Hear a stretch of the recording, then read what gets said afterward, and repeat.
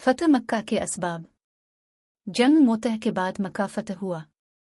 ये ग़ज़वा रमज़ान 8 हिजरी में पेश आया।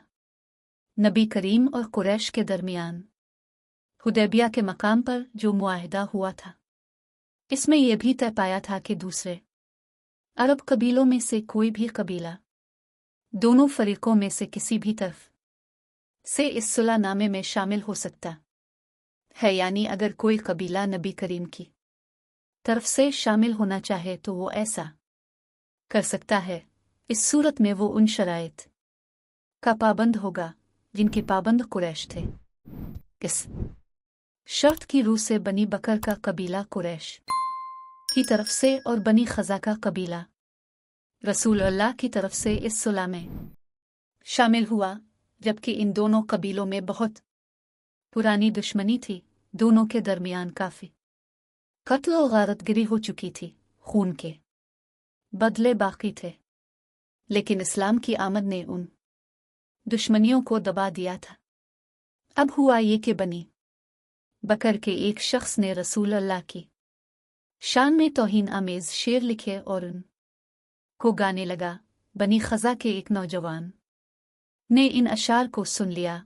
उसने बनी बकर के शख्स को पकड़कर मारा, इससे वो जख्मी हो गया। इससे दोनों कबीले एक दूसरे के खिलाफ उठ खड़े हुए, क्योंकि पुरानी दुश्मनी तो इनमें पहले से चली आ रही थी। बनी बकर ने साथ में कुरैश से भी मदद मांग ली। कुरैशी सरदारों ने उनकी दरख्वास्त कबूल कर ली, उनकी मदद के लिए आदमी भी दिए और हथियार भी। फिर ये सब मिलकर एक रात अचानक बनी खज़ा पर टूट पड़े। वो लोग इस वक्त बेफिक्री में सोए थे।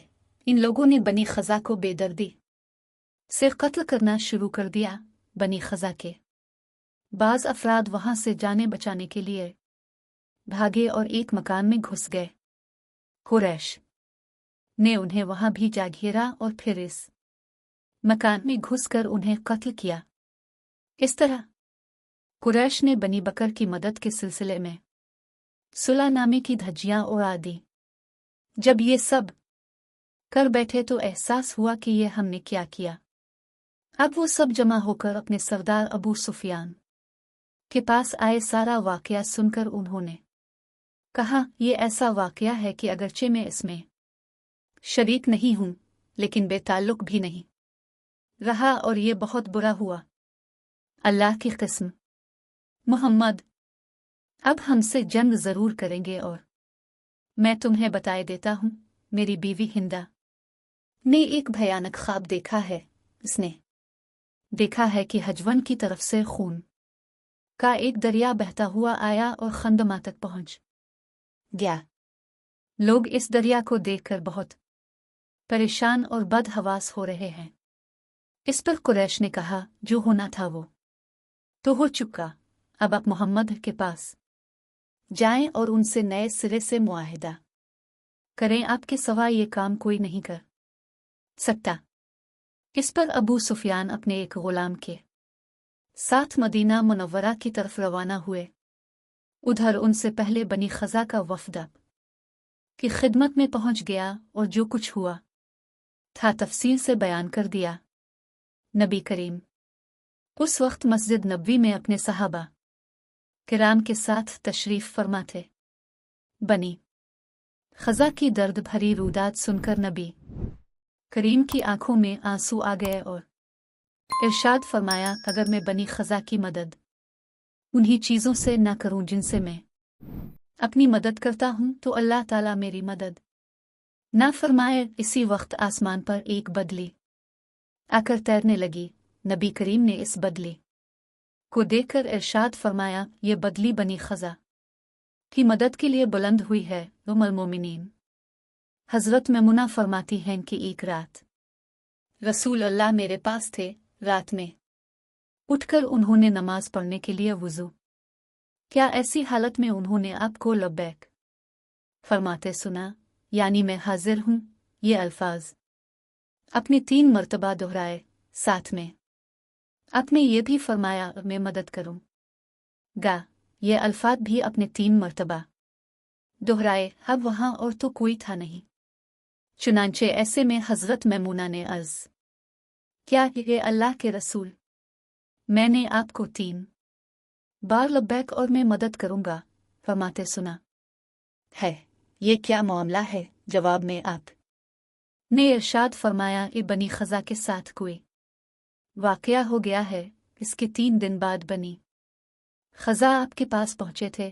गोया अल्लाह ताला ने पहले ही आपको खबर दे दी थी, जबकि अबू सुफियान इस कोशिश में थे कि इस सिलसिले में सबसे पहले नबी करीम से जाकर मिले, यानी उनके वहां पहुंचने से पहले मुसलमानों को इस वाकया की खबर न हो।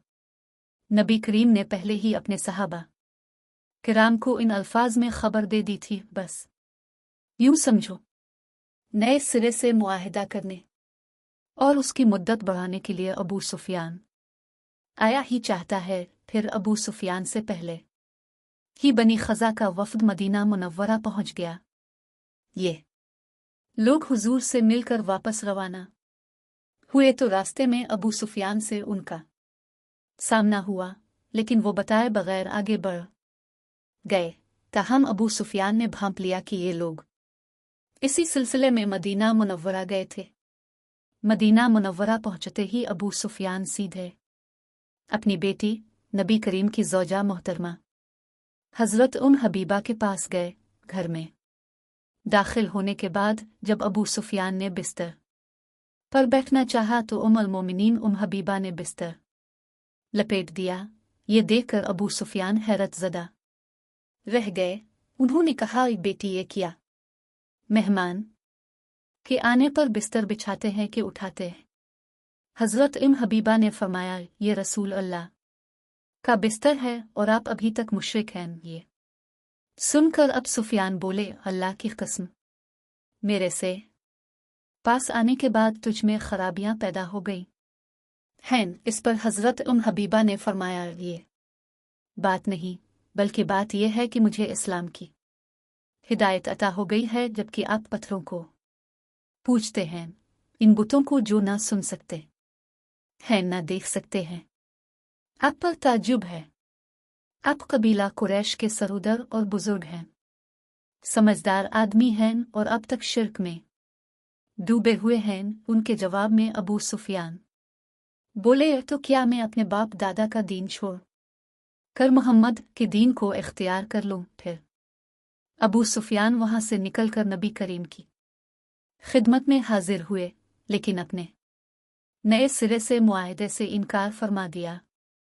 अब वो हज़रत अबू बकर सिद्दीक के पास गए। उन्होंने भी कोई बात न की। वो बार बार सभी बड़े लोगों के पास गए, लेकिन किसी ने इनसे बात न की। आखिर अबू सुफियान मायूस हो गए और वापस मक्का लौट आए। उन्होंने कुरैश पर वाज़े कर दिया कि वो बिल्कुल नाकाम लुटे हैं।